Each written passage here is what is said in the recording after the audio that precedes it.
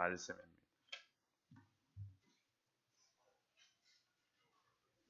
구약성경 1101면에 있습니다. 1101면 예레미야서 31장 15절에서 17절까지 말씀을 봉독해 드리겠습니다. 여호와께서 이와 같이 말씀하시니라.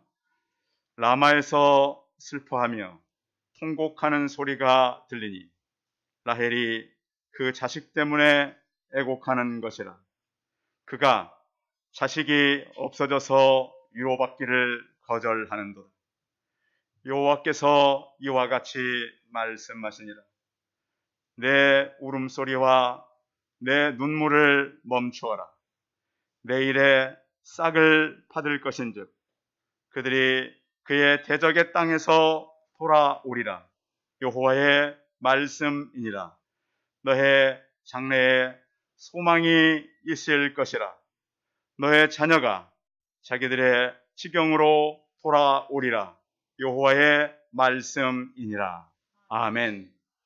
옆 사람과 서로 인사하겠습니다. 만나서 반갑습니다. 감사합니다. 저는 오늘 우리 장로님이 못 오시는 줄 알았어요.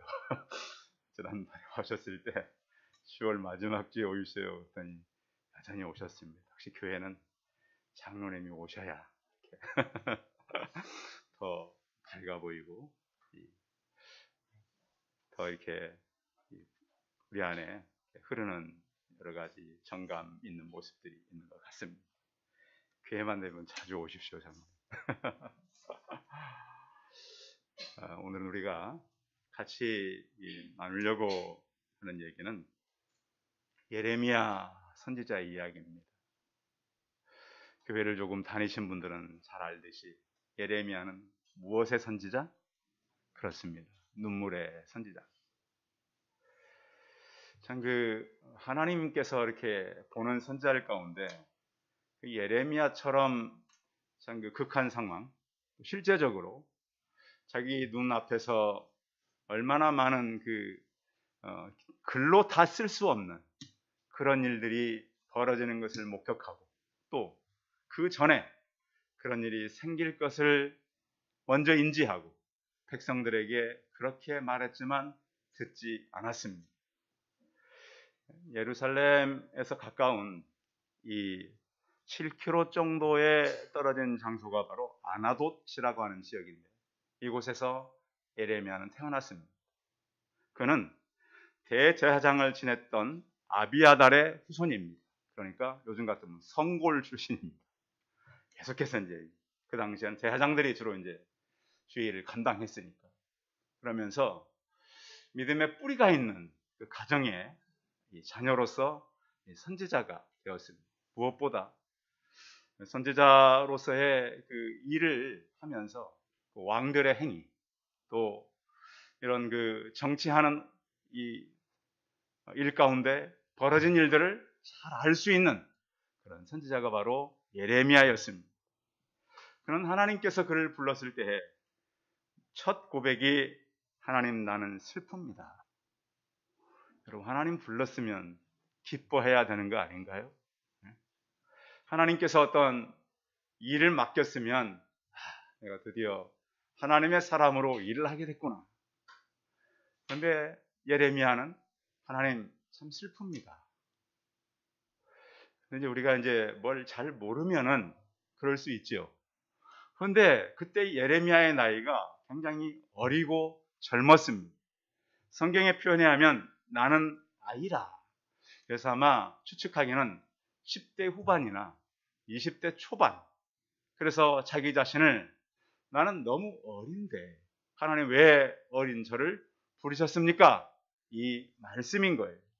그래서 그의 이 소명이 뭐였냐면 그의 소명은 이거예요. 1장 10절에 보시면 내가 오늘 너로 여러 나라와 여러 왕국 위에 세워서 내가 그것들을 뽑고 파괴하며 파멸하고 넘어뜨리며 건설하고 심게 하였느니라. 그러니까 뒷부분은 괜찮은데 앞부분의 사역은 너무 힘든 사역인 거예요. 선지자가 이렇게 하나님께 부름 받았으면 좋은 일, 그렇죠. 회복을 선포하고 그래야 되는데 그러지 않았다는 거예요. 특히 이제 이 이스라엘은 어떤 역사를 갖고 있었는가 하면 열왕기상 8장 13절에 보면 솔로몬이 7년에 걸쳐서 예루살렘 성전을 건축합니다. 그것도 대충 하는 것이 아니고 온갖 좋은 나무들, 좋은 돌들, 그 당시에 최고의 장인들을 불러 모아서 이 아름다운 성전을 짓습니다. 그리고 나서 13년 동안 자기 궁전을 짓습니다. 이런 모든 것들을 했는데 한 400년이 거의 지난 이후죠. 이제 역사가 흘러서. 그러면 계속 이 사람들이 그 당시의 신앙을 유지했느냐? 그러지 못했던 것입니다. 역사는 이 시간이 흘러서 에레미야가 그 당시에 부름을 받았을 때는 북쪽은 이미 아수르에 의해서 거의 무너졌고 남쪽도 그 아수르에 의해서 굉장한 침입을 계속 받고 또 신흥국 바벨론이 이제 새 힘을 내서 온 세계를 지배해 가던 그런 때였습니다. 그러니까 우리나라도 이제 북쪽은 이미 이제 공산주의 세력에 넘어갔지 않습니까? 남쪽만 이제 남아있는. 근데 그것도 계속해서 아수르가 침범해 왔어요, 자주. 그래서 남쪽은 이제 우리는 애굽의 동맹을 맺어야 되느냐, 아니면 바벨론하고 동맹을 맺어야 되느냐. 왜냐하면 이제 이미 아수르는 거의 무너졌어요, 바벨론에 의해서. 그래서 이제 막 우리나라도 그런 거 있지 않습니까? 그 줄타기란 말 아시죠? 저희 우리나라도 지금 그런 거 아닙니까? 우리가 지금 어느 라인에 서야 되느냐? 그래서 막 그 우리나라도 지금 어느 쪽으로 가야 되느냐? 정치적인 그런 복잡한 구조가 굉장히 많아요. 그래서 어느 쪽이 잡느냐 또. 그래서 우리도 지금 굉장히 많은 이 동맹의 관계를 어떻게 해가야 되느냐. 그래서 방송에 보면 매일 우리가 나타나는 게 바로 그거거든요. 그래서 너희가 잘하냐, 우리가 잘하냐. 근데 우리는 무엇을 잘해야 돼요? 성도들은 우리 장로님께 기도한 대로 기도를 잘해야 돼요, 성도들. 진짜 기도를 잘해야 돼요, 이때는. 그래서 이렇게 어려움을 계속 겪고 있을 때에 이 예레미야는 자기 눈으로 예루살렘 성전이 무너지는 것을 보게 돼요. 얼마나 끔찍해요. 예루살렘은 거의 400년 동안 한 번도 무너지거나 또 그 자료에 보면 그 주변에 지진도 참 많았거든요. 한 번도 지진에 영향을 받지 않은 이 성이었어요. 그런데 최강국 바벨론에 의해서 성도들이, 그러니까 그 당시 성도들은 이 성전은 하나님이 세웠기 때문에 절대 무너지지 않는다. 왜냐하면 그 성전을 솔로몬이 세울 때 그 위에 하나님의 임재가 있었거든요. 이 온갖 온 우주를 다스리고 세상의 질서를 다스리는 하나님이 임재한 이 성전이 절대 무너질 리는 없다. 이런 굳건한 신앙이 있었어요. 그들이 또 몇 번의 경험은 있었거든요. 그런데 문제는 그런가 하면 또 하나의 심각한 것은 사람들이 너무 우상에 젖어 있었어요. 그래서 우상에 젖어 있었지만 왕들 중에 몇 왕은 바로 서려고도 했어요. 요시아 같은 왕은 직접 전쟁에 참여해서 그 나라를 개혁도 했고, 그런데 그런 왕은 또 일찍 죽었어요. 히스기야 시대 때도 마찬가지예요. 히스기야 왕이 종교 계획을 내서 우리가 한번 다시 새 힘을 얻고 일어나야 된다. 그런데 그런 왕들이 있었는가 하면 이스라엘의 마지막 왕들 여호아스, 여호아김, 여호아킨, 시드기야, 이 사람들은 아주 젊고 어렸어요. 또 왕권도 빨리 바뀌었어요. 그러면서 이스라엘은 다윗과 같은 믿음의 왕들이 별로 일어서지를 못했어요. 그래서 이 히스기야 시대에도 이사야가 그런 예언을 했어요. 이제 이 모든 이 하나님의 성전에 있는 것들이 다 바벨론으로 옮겨가게 될 것이다.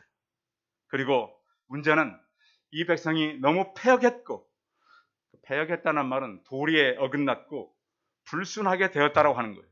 그래서 이제 이 예루살렘 성전을 위해서 목책을 만들고 이 예루살렘 성전은 벌받을 성이다. 오직 포악한 것만 남았다라고 말씀을 하셨습니다. 근데 문제는 백성들이 그렇게 하나님의 선지자를 통해서 말해도 듣지 않는다는 거예요. 성경에 보면 구약에 가장 많이 나오는 히브리 말이 쉐마 이스라엘이란 말이에요. 들으라 이스라엘. 예수님도 이 땅에 오셔서 진실로 진실로 내게 이르노니 많이 들어보셨죠? 그런데 그렇게 예수님이 하나님이셨잖아요. 진실로 진실로 내게 이르노니. 근데 사람들이 귀담아 안 듣는 거예요. 오늘 우리 10월 첫 주일 예배로 오신 성도님들, 오늘 이 예레미야의 말씀이 저는 여러분의 귓전에 들리기를 원합니다. 이 생명의 말씀이 다른 사람의 것이 아니라 내 것 되시기를 바랍니다. 그래서 이 말씀이 나와 상관있는 그 말씀으로 될 때 하나님은 많은 역사를 일으키게 되는 것입니다. 오늘 이 예레미야는 통곡을 얘기하는데 그 통곡은 이렇게 말씀하고 있어요. 15절 같이 읽어볼까요? 15절 시작. 여호와께서 이와 같이 말씀하시니라. 라마에서 슬퍼하며 통곡하는 소리가 들리니 라헬이 그 자식 때문에 애곡하는 것이라. 그가 자식이 없어져서 위로받기를 거절하는도다. 이 말씀을 보면 도대체 라헬이 사실은 이 말씀과 별 상관이 없어요. 라헬하고는. 보세요. 라헬이 그 자식 때문에 애곡했던 기억이 없어요. 아이를 못 낳아서 그 남편에게 아이를 낳게 하라. 그렇지 않으면 내가 죽겠노라. 이런 말은 했지만 자녀들 때문에 통한 적은 없어요. 그런데 오늘 성경은 그 자식이 없어져서, 라헬 시대 때 자식이 없은 일도 없었거든요. 그런데 위로받기를 거절하였도다. 이것을 우리가 이제 풀어가야 돼요. 도대체 이게 무슨 말씀인지. 근데 성경에 보면요, 그 이스라엘이 어려움을 만났을 때 하나님은 어려움 이후에는 꼭 회복을 주셨어요. 예레미야서를 여러분 나중에 읽다 보면 무슨 장면이 나타나냐면 바벨론 군대가 예루살렘 성을 이렇게 포위를 해요.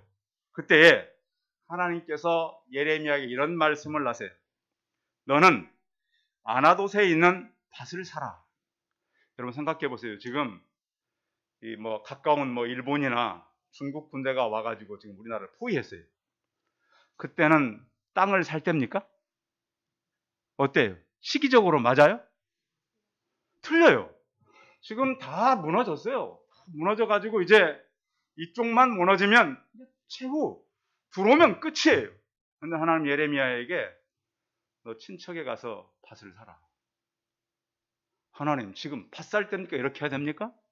왜 하나님은 내게 전혀 어울리지 않고 시기도 안 맞는 말씀을 하고 계실까요? 이건 상징적인 말씀이에요. 70년 후에 다시 이 땅은 망한다. 지금 다시 그들이 돌아와서 이 땅에 집을 사고 밭을 사고 포도원을 다시 사게 되리라. 상징적으로 하는 거예요. 그래서 그것을 사요. 예레미야가. 그래서 임봉해서 땅에 묻어요. 돌아와서 그 땅을 차지할 수 있도록. 그래서 하나님은 너희들이 지금은 힘들지만 나는 반드시 회복한다. 혹시 여러분 한 주간 보내면서 힘든 일이 있는 성도도 있었나요? 그것 때문에 눈물이 났고 어려웠던 성도들이 있다면 여러분은 그것에 대해서 그 상황을 만난 것은 힘든 일이지만 그 일을 통해서 눈물이 있었다면 하나님께서 바꾸셔 달라고 기도하시고 바꾸시는 하나님을 믿으시기 바랍니다. 하나님은 모든 상황을 통제하시고 우리가 할 수 없고 우리가 그것을 믿을 수 없을 정도로 어려운 일이 생겨도 하나님은 모든 것을 통치하시고 우리의 모든 것을 바꾸시는 살아계신 하나님을 믿고 지금 우리가 어렵고 힘들다 할지라도 오늘 예레미야가 맡고 있는 모든 상황을 여러분들도 바꿔가는 믿음의 사람들이 되시기 바랍니다. 왜 이제 이 라마에서 슬픔이 있었다라고 말하냐면 이스라엘 국가 중에 이 라마라고 하는 이 성경에 나오는 지역은 특별한 의미가 있는 지역입니다. 이 라마가 어떤 지역이었냐? 바벨론으로 이 포로를 끌고 갈 때에 여러분 포로들 집결지가 있습니다. 여러분 집결지란 말 아십니까? 우리 군에 갔다 오신 분들 집결지. 집결지라 하는 것은 다 모으는 거예요. 포로를 데려가는데 그냥 마구잡이로 데려갈 수는 없잖아요. 한 곳에 모아서 거기서 데려가는데 그 집결지가 어디라고요? 라마. 자, 처음에는 이게 한 번에 끌어가는 것도 아니에요. 누구를 데려가겠어요? 쓸만한 젊은 아이들을 끌어가는 거예요. 그러면 아이들을 끌어오면 누가 따라와요? 네? 군대들 안 보내보셨어요? 부모들이 다 따라옵니다. 이때 하는데 여러분 가보십시오. 아빠들은 당당한 척 하는데 엄마들은 어때요? 다 울어요. 이게 바로 라마입니다. 군대를 보내는 것이 아니라 뭐를 보내? 포로. 언제 죽을지 거의 만나기가 희박해요. 그것이 바로 라마인 거예요. 만날 수 없는 자녀를 보내면서 통곡하는 그 어머니의 그 기도, 그것이 바로 라헬의 통곡이다. 결국 이 지역이요, 다 라헬의 후손들이잖아요. 다 북쪽도 남쪽도 다 이스라엘의 후손들 아닙니까? 사실 그 라마 그 지역에 라헬의 무덤이 있어요. 라헬이 어떻게 죽었나요? 둘째 아이 베냐민을 낳다 죽었잖아요. 그걸 상기하는 거예요. 제가 목회자이기 때문에 그런 상황을 제가 만난 적도 있어요. 진짜 아이를 낳다가 떠난 그 가족. 제가 가니까 진짜 제 손을 붙들고 통곡을 하시더라고요. 그 어머니. 잊을 수가 없어요. 예레미야는 그걸 상기되는 거야. 이 나라가, 한 나라가 도저히 일어날 수준으로 무너져서 한 가족이 해체되어서 이제는 소망이 없군. 그때를 생각하면서 라마를 기억하게 하는 거예요. 나중에 느헤미야도 잡혀가요. 포로로. 느헤미야가 풀려난 곳이 바로 라마예요. 바벨론의 장군이 너희들이 이렇게 풀려가는 것은 하나님의 말씀을 충정하지 않아서 풀어가는 거야. 너 돌아갈 수 있으면 돌아가라. 같이 갈 수 있으면 가고. 예레미야가 그래서 라마라는 지역에서 우리 백성들 데리러 갑니다. 돌아오는 지역이 바로 라마입니다. 성도 여러분, 나중에 보면요, 그 라헬이 베냐민을 낳다가 죽잖아요. 그렇죠? 그런데 베냐민 지파에서 사도 바울이 나와요. 그러면서 나중에 사도 바울이 갈라디아 교회를 향해서 내가 해산하는 고통을 느꼈다라고 말하고 있어요. 성도 여러분, 죄악으로 달려가던 사람들이 돌아오는 것이 얼마나 힘들진 줄 아십니까? 바울이 내가 너희 때문에 해산하는 고통을 느꼈다. 바울이 결혼을 했나요? 많은 사람들은 바울이 결혼을 안 했다고 생각하는데요. 좀 깊이 연구한 사람들은 바울은 사내들인 공회원이었습니다. 결혼을 해야만 들어갈 수 있는 자격이 있어요. 나중에 그래서 다른 사람들이 바울이 결혼 안 했다 그러면 그런가 보다 하십시오. 깊이 들어가 보면 그는 결혼을 분명히 경험한 사람입니다. 근데 모르겠어요. 어떻게 그렇게 혼자 남게 됐는지는. 그런데 하나님은 이 베냐민 지파의 바울을 통해서 내가 해산하는 고통을 너희들 때문에 느꼈다라고 말하고 있어요. 또한 이 라마의 이 포로를 잡혀가는 자식들은 물론 그 모습은 아니지만 가서 그 2세들이 돌아오잖아요. 그들이 돌아올 때 누가 돌아옵니까? 스룹바벨이 돌아오고 에스라, 느헤미야, 다니엘, 에스겔, 에스더, 이 사람들은 남겨진 사람들이 아니었어요. 다 잡혀갔거나 잡혀온 사람들의 후손들이었단 말이에요. 나는 안 잡혀갔으니까 다행이다. 세상 말대로 운 좋게 살아남았다. 그것이 아니에요. 다 성경을 보면 그 잡혀갔던 후손들을 통해서 인물들이 나왔어요. 위기가 있고 어려움이 생겼다니 우리 눈을 하나님 앞에 두시기 바랍니다. 예수님이 태어날 때도 많은 아이들의 희생이 있었던 거 아시죠? 그래서 마태복음에 보면 마태복음 2장 16절 이 똑같은 말씀을 인용하고 있어요. 왜? 하나님의 역사가 이루어질 때 많은 희생과 어머니들의 통곡이 있었다는 거예요. 어머니들이 예수님이 태어날 즈음에 그 로마 군인들에서 2살 아래 아이들이 다 죽잖아요. 아이를 빼앗긴 어머니들의 눈물이 얼마나 컸겠습니까? 우리는 그냥 내일이 아니니까 멀리 생각하지만 성경 얘기를 깊이 들어가 보면 이 땅은 눈물로 이어진 그런 땅입니다. 북이스라엘도 남유다도 라헬의 후손들이었습니다. 그래서 우리는 오늘도 그러면 아직도 이 땅을 바라보면 믿음의 사람들로 가야 되는데 가지 못하는 그런 가정들, 믿음으로 살지 못하는 이웃들, 믿음으로 살지 못하는 우리 주변의 친구들을 위해서 우리가 통곡과 하나님께 간구하는 우리의 마음이 있기를 바랍니다. 하나님께서는 그렇게 그들을 통곡으로 보내고 이렇게 말씀하시는데요. 16절입니다. 16절 같이 읽어봅니다. 시작. 여호와께서 이와 같이 말씀하시되 내 울음소리와 내 눈물을 멈추어라. 내 일에 싹을 받을 것인즉 그들이 그의 대적의 땅에서 돌아오리라. 여호와의 말씀이니라. 자, 눈물을 그치라. 그쳐야 될 이유는 그 다음 절에 뭐라 그래요? 그들이 그 대적의 땅에서 돌아오리라. 창세기 계속 공부하고 있는데 새벽마다 수요일마다 요셉이 죽은 줄 알았더니 야곱이 20년 후에 다시 만나잖아요. 죽은 것이 아니라 하나님은 그를 살려둔 거예요. 그들이 어떻게 보면 다 무너지고 죽고 멸망할 것 같지만 하나님은 그 씨, 구루터기를 남겨두시는 살아계신 하나님이에요.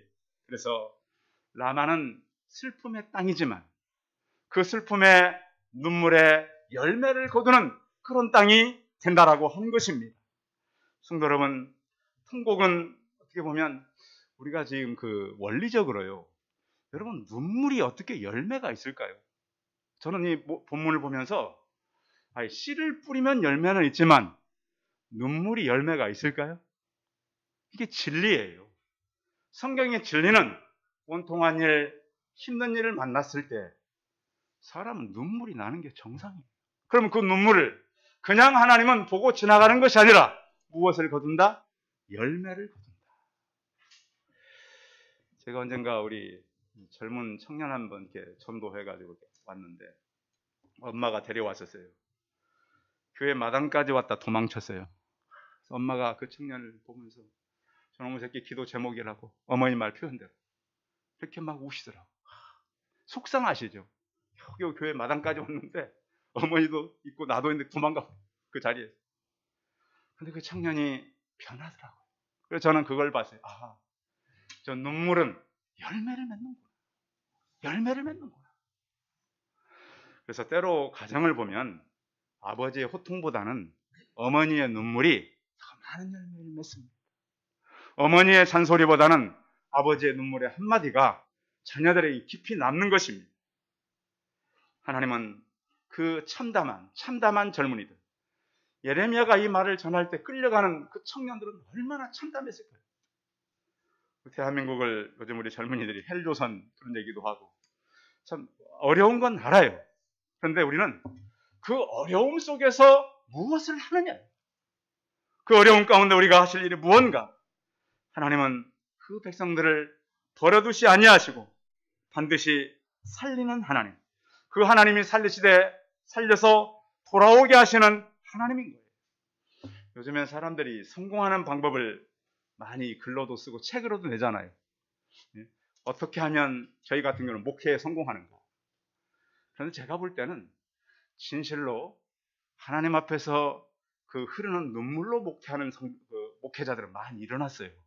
그런데 막 세미나 많이 하고 부흥회 많이 하고 그런 목회자들은 좀 뭔가 분위기는 좀 있는 것 같은데 그렇게 오래 가는 것 같지는 않았어요. 그래서 우리는 모든 상황에 우리 애통이 있다면 그 애통을 붙들고 기도하는 능력의 사람들이 되시기 바랍니다. 100년 전에 이 대한민국 땅은 사실은 애통 그 자체 아니었나요? 교회 사진들을 보면 어머니들이 아이를 포대기로 업고 오셔가지고, 그렇죠? 교회 바닥에서 이렇게 기도하는 그 사진들이 남아있잖아요. 그런 눈물의 기도를 하나님은 그냥 보내지 않았다는 거예요. 햇빛만 쏟아지는 곳에는 사막이 됩니다. 교회는 여러 가지 일들이 있어야 되겠지만 위기를 만나거나 어려움이 생겼을 때 여러분들의 통곡과 눈물의 기도가 뿌려지는 그런 하나님의 역사를 이루는 과정들이 있기를 바랍니다. 히스기야 왕도 병이 들어서 죽게 되었을 때 눈물을 흘리며 기도했습니다. 하나님은 내가 내 기도를 들었고 내 눈물을 보았노라 그랬습니다. 그의 생명을 15년 연장시켰습니다. 예수님도요, 십자가를 앞에 두고 심한 통곡과 눈물로 간구와 송을 올렸다라고 했습니다. 시편 56편에 보면 다윗도 나의 눈물을 주의 병에 담으소서 이런 기도를 했어요. 십자가를 지고 가는 예수님을 따라오는 여인들을 향해서 나를 위하여 울지 말고 너희와 너희의 자녀를 위해서 울라고 예수님은 말씀하셨어요. 성도 여러분, 우리는 우리 주변에 포로된 사람들이 참 많아요. 최근에 이제 지난번에 그 한남로 태풍 왔을 때 비가 많이 왔잖아요. 어느 마을에 보니까 소가 물에 갇혀가지고 고개만 이렇게, 혹시 보셨어요?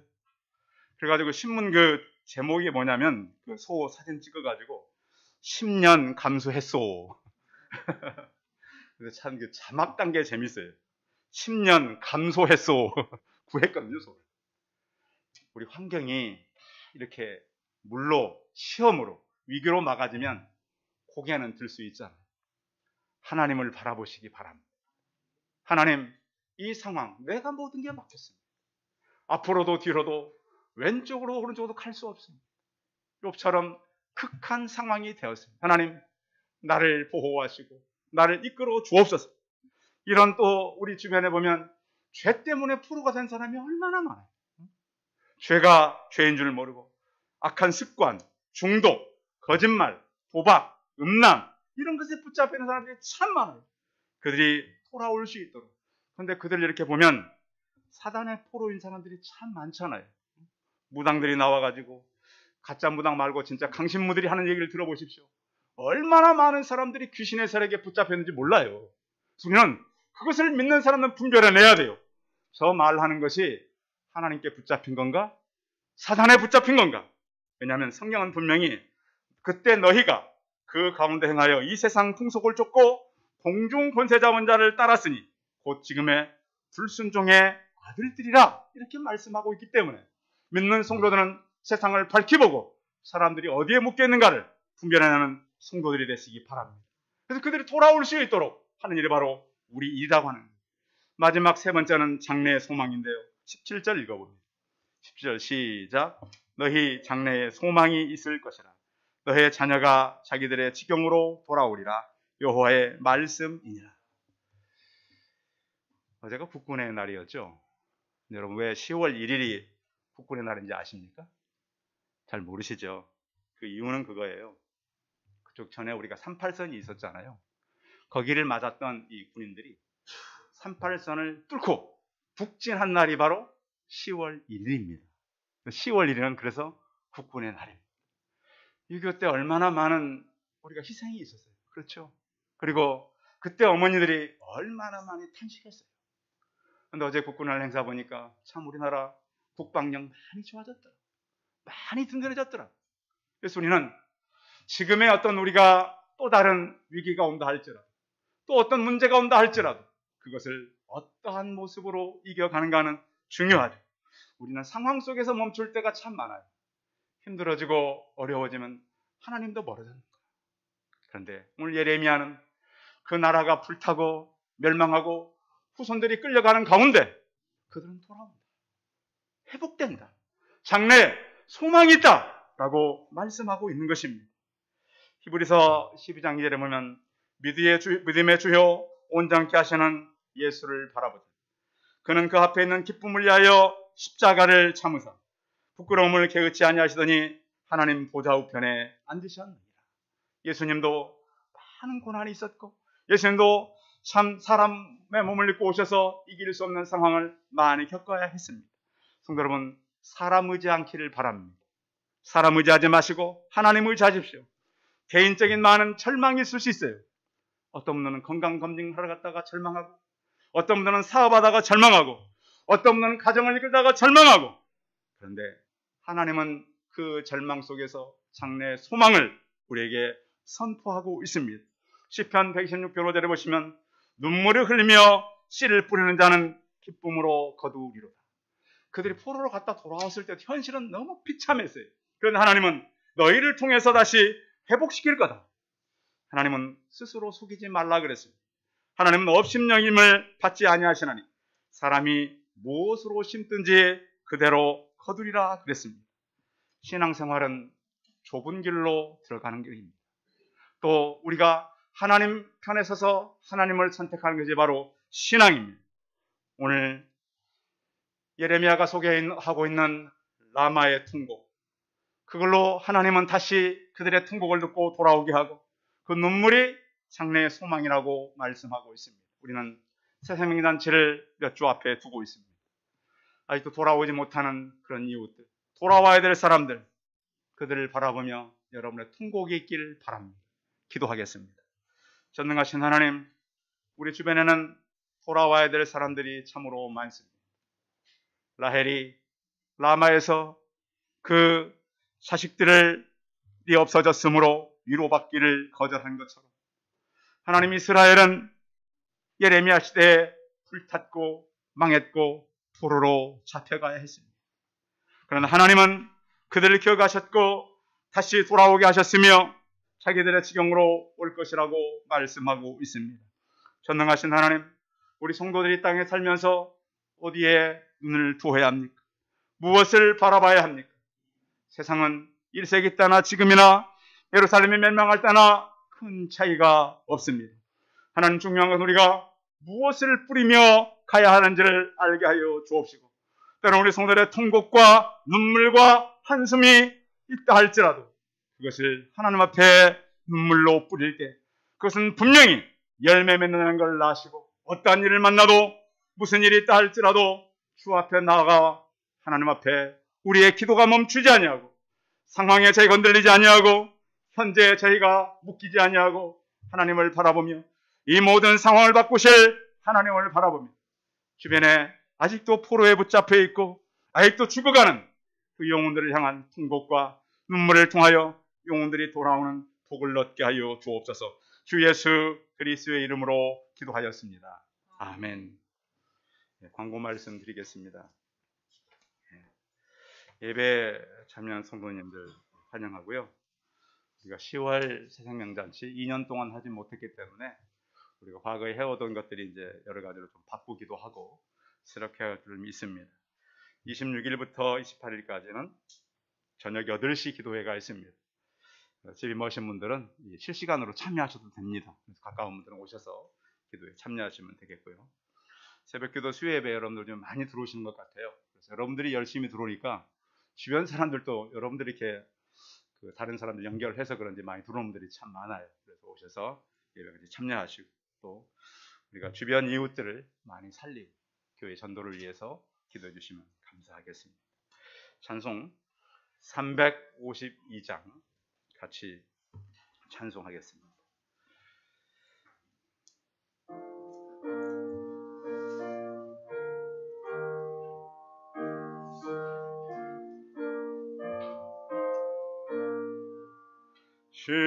십자가 운명이라